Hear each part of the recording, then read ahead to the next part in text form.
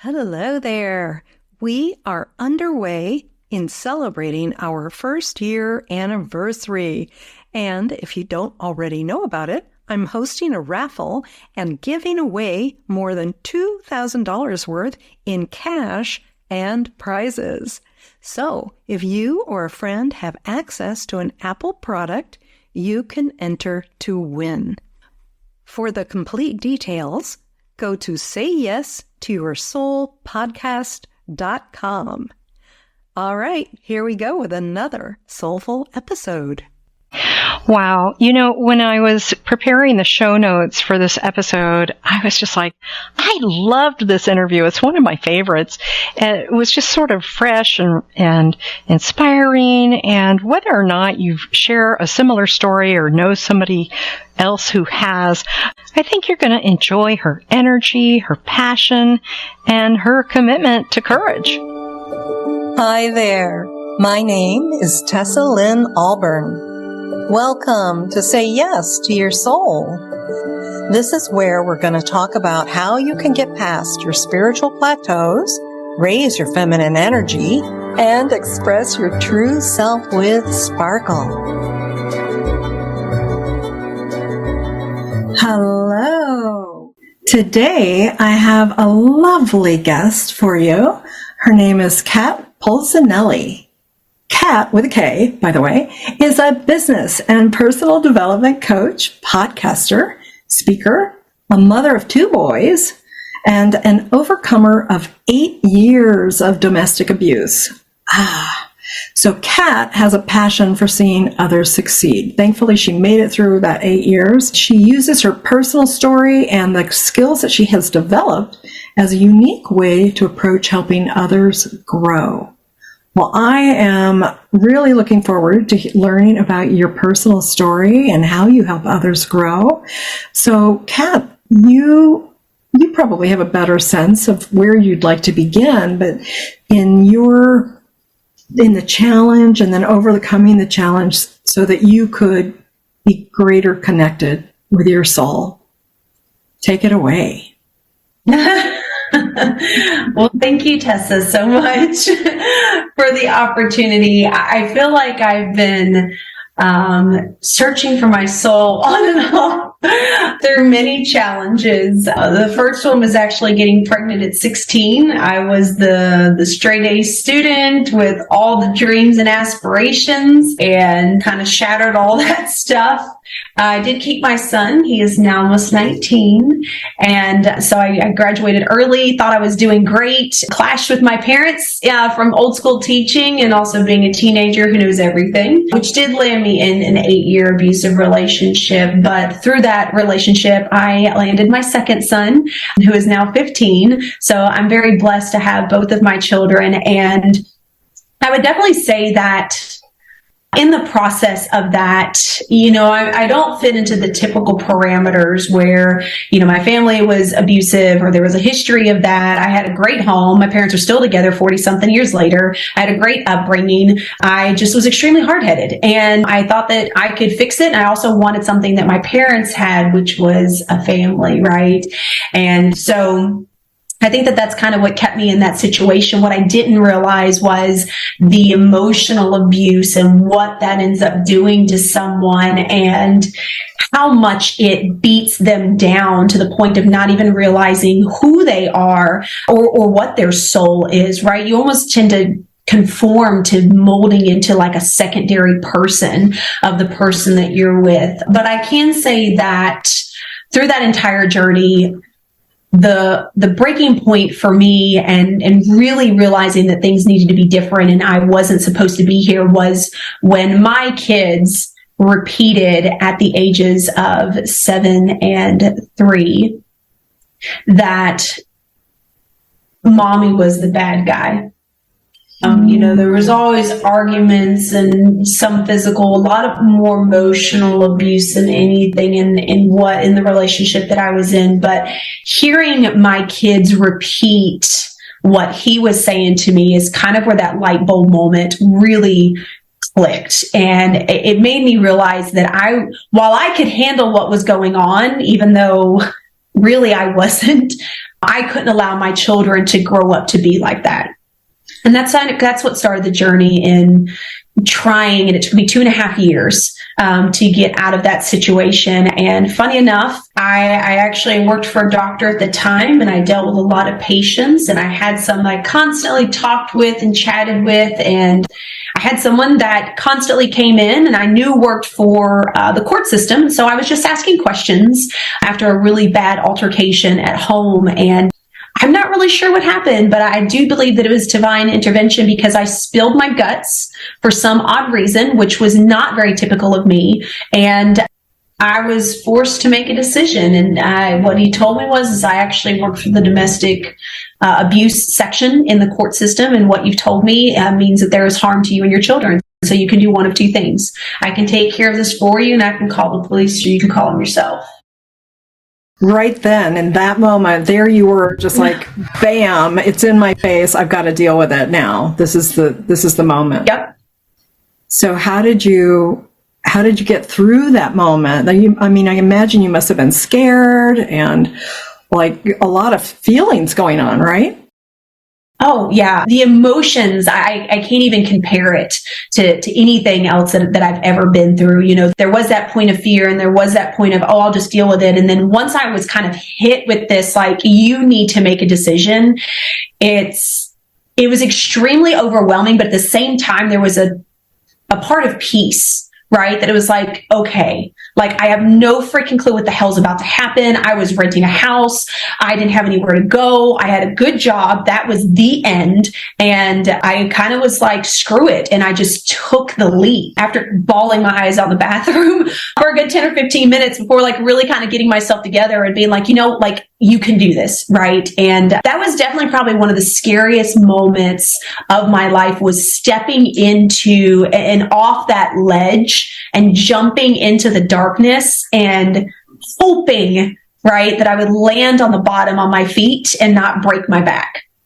Yes, because you had no experience with those choices, and you had been emotionally and mentally abused for so long. I imagine your confidence, your self-esteem was pretty low. And then here's this little angel sitting there in the courthouse who's like, lady, this is your choice. Yep. So you took that leap. Yeah. That was the hardest part. What followed after really tested my strength. Making sure that my kids were okay was the very first and complete priority, right? I knew that I had been through enough and I could figure it out. And so that wasn't my concern. I immediately reached out to my family, which I had been disconnected with on and off over the 8 years. And I told them what I did and I told them what happened. And of course they open arms, welcomed me back in. I moved into a 1-bedroom that they had available at the house with my 2 kids. They were 10 and 7 when I got out of it. And it was an interesting journey. It wasn't what I guess I was kind of thinking, which was, okay, I move out, he'll be arrested, I'll go to court, and like that'll be the end. Because then I had to prove in court what happened, and then I had to have the testimony. You have to go back up and tell your story 10 different times, it feels like, to all these different people that like no one believes what you're saying, right? Because they've heard so many people that have been through abusive situations that it just feels like you're being completely written off. And to go through that and have to muster up the courage to constantly retell your story and get people to believe you was really hard. And then on top of that, dealing with also working through him being able to see my youngest one. My youngest one was his biologically. My oldest one was not. So when we went to court to fight for custody, they could have cared less about my oldest one. That was the end. He was done. They didn't care. And I was in a weird situation where his mother had been in the court system for 20 years. So she had a lot of connections. And I really struggled with that because every time I told my story and every time I told people and I mustered up the courage to let people know who I was and what I had been through, it really felt like it was just constantly being smashed. Oh, that sounds awful. You just must be made of some really strong cloth or something. Because I mean, just that whole cycle, yeah, it was very, very messy. There's nothing easy about going through those sorts of changes in the whole court system and everything that has to unfold, all the unraveling and the fighting and then the new agreements and all that stuff. And you were also taking a lot on a personal level, where people didn't get things. How did you stay strong and courageous through all of that, Kat? I would love to say that it was all internal, and I actually faked it. If I'm being completely honest, I faked it through a lot. I used my kids as my gleaming piece of hope. I knew that I had to do it for them. Like, that was my sole focus.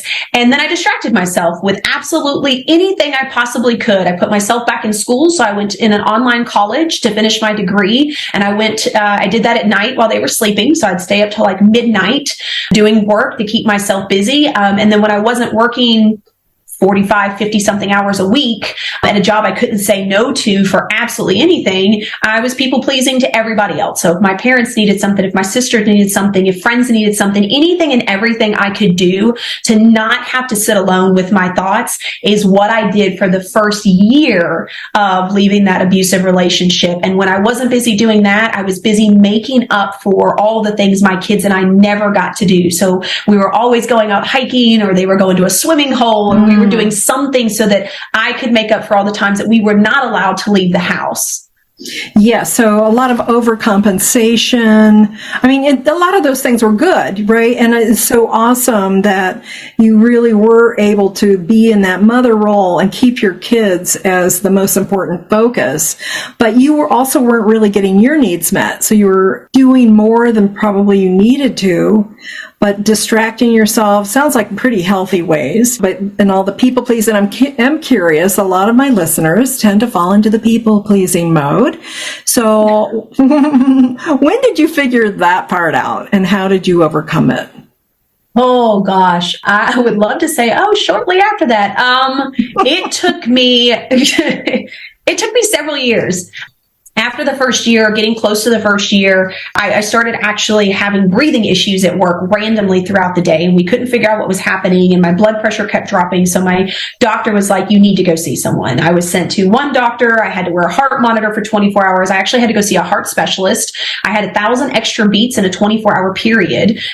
Wait a second. Nobody could figure out why. Like, you're not even that old. Like, how old were you when you were having heart problems? I was, 1 year after so 28, 29. That is, I mean, my heart just goes out to you.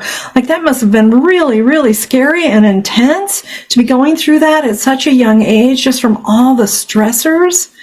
How did you just manage your day to day through that time?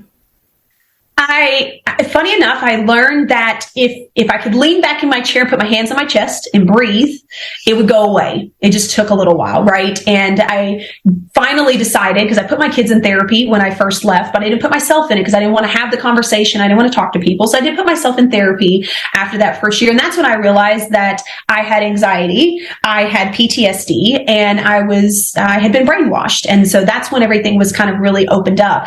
And I figured that out because, funny enough, I was actually sitting at work and I was writing out some forms, and I looked at the date and it hit me, and I was like, oh my God, I have not dealt with anything for an entire year, and it's my 1 year anniversary for leaving him.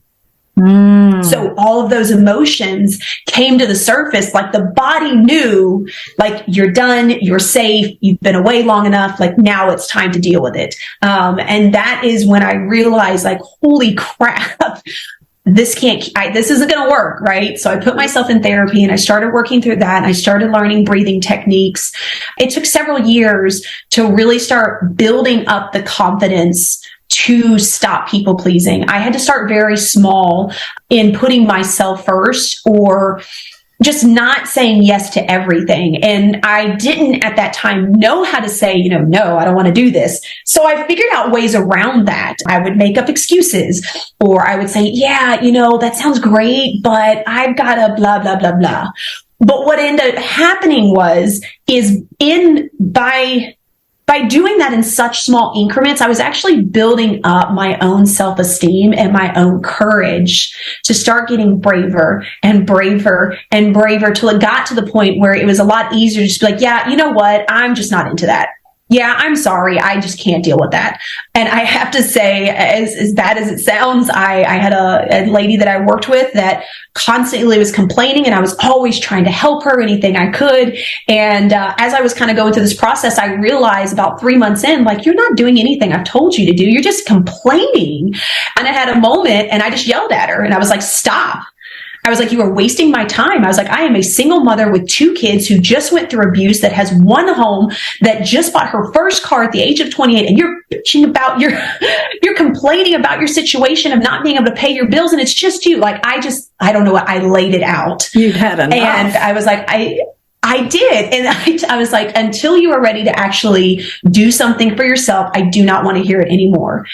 I then later apologized, but I told her, I was like, I do stand by what I say. I do not want to hear it anymore. All you do is complain. And I do not want negativity in my life, because negativity breeds negativity, and I'm tired of it.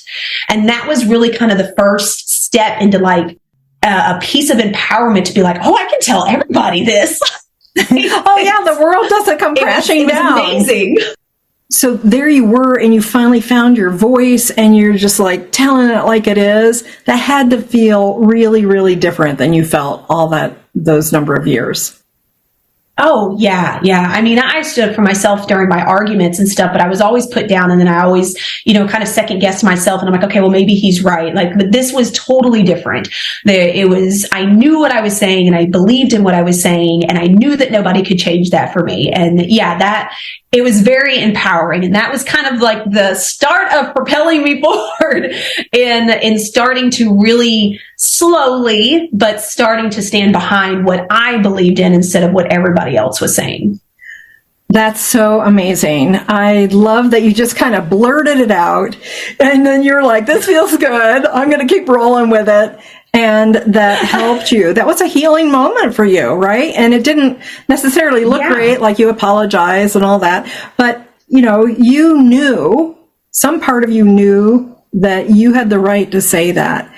So if you were to think about like that moment, and you had your opinion and you just had that certainty, what did that feel like in your body? If I had to go back to that moment, I think it was more of a feeling of, this doesn't align. Like, something in my body was like, this just doesn't make sense. And so it's kind of like, when people are telling you lies and you're like, I know that you're lying to me. It was kind of like that. And from there, it was this sense of like, this has to stop. I don't even think I had time to even kind of process the whole thing, but I knew in my heart and in my body that it couldn't keep going this way. And I was tired of being lied to, essentially, is what I felt like. Oh, I love that. Yeah. So you'd been trained to listen to lies and absorb those for so long. But as you were coming out of that, you were like, oh, no. I'm going to put a stop to that BS now. I love it. You're a brave ass woman, Kat. I love how you have just such this fantastic spirit and lots of power. There's a lot of power behind your small frame. You're just like, I appreciate that. Okay, so I want to know if there's one thing you'd like to leave with my listeners today, a tip or a piece of advice on anything having to do, could be about around setting boundaries or like listening to yourself. What would you like them to know? Oh my goodness. The first thing I would say is, do not take everybody's words as your own truth. That would be the first thing. Do not, because I ingrained so many things that did not align with who I know I am as a person, and I made those my own truth. So anytime you hear anyone say anything to you, you need to ask yourself if it's something that really is you and it's true, or if it's their truth. And I would definitely say that, when it comes to boundaries, it's not always easy to just up and change it. And why don't you just stop this? You do have to take very small micro steps to get yourself in that position. And if that means, in order to tell someone no, you have to make an excuse, or, oh, I just can't find the time on my calendar, and you have to apologize, that's fine. Do that. Because I promise you, when you start doing that, there is a sense of empowerment that starts to build, and you'll get a little braver, and you'll start to talk a little bit more honest, and you'll start letting people know on a different level. But you have to build up your own inner confidence and courage to be able to get to that boundary place. It's not something you can just cut off right at the leg and be like, we're good. It doesn't work that way. It so does not work that way. And I'm a big fan of the baby steps, the micro steps, niching it down, like really getting, granular, so to speak. Like, this is a little baby step I can take right today or right in this moment, because that magic thing it just doesn't happen all at once. It's got to be embodied, felt, and kind of come out of us. Eventually we emerge, right? And you certainly did, into a beautiful woman who's doing great things in the world. I want you to tell people how they can get in touch with you, Kat. Oh my goodness. So you can find me on LinkedIn, Facebook, or Instagram at Kat Polsinelli. I'm all over the place. And you can check out my podcast, Real Chat with Kat. Find me at my website as well, Agent Services Plus. We're going to be doing some rebranding on that, but that's the easiest way to find me. Kat, I want to thank you for being with us here today and sharing your story and how you said yes to your soul.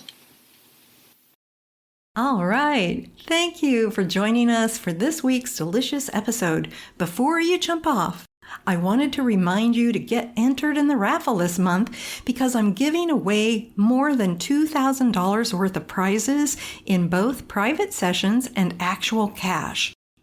What are those prizes, you ask? Well, one of them is a private 75-minute soul light healing session with me. And that can be healing on various levels. It might be releasing trauma, or tuning up your body or your emotions, or clearing things like past lives and karma that's been, energetic debris holding you back. This session can be very helpful and sometimes have dramatic results in relationships, money, and in your health. And we're going to do that together on Zoom, so it doesn't matter where you live. The second prize is a 60-minute coaching session with me, and that's also going to be on Zoom.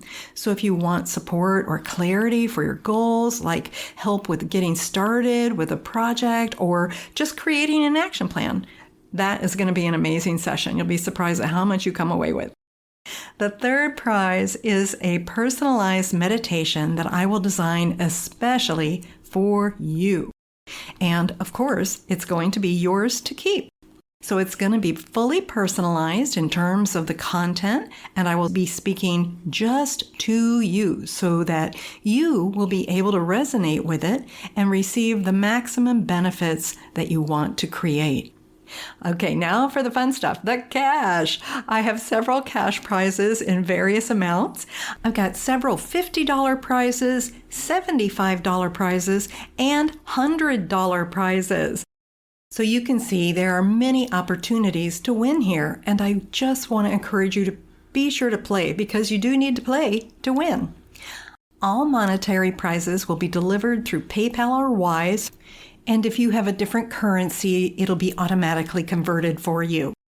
So as long as you have access to an Apple device, you can play. And all the instructions are available on our website at sayyes2yoursoulpodcast.com. That's sayyes2yoursoulpodcast.com. And if you need any support in completing your raffle entry, my team is ready to help you with that. You'll find their email on our webpage as well. So that's it. All the best to you, and may you say yes to your soul.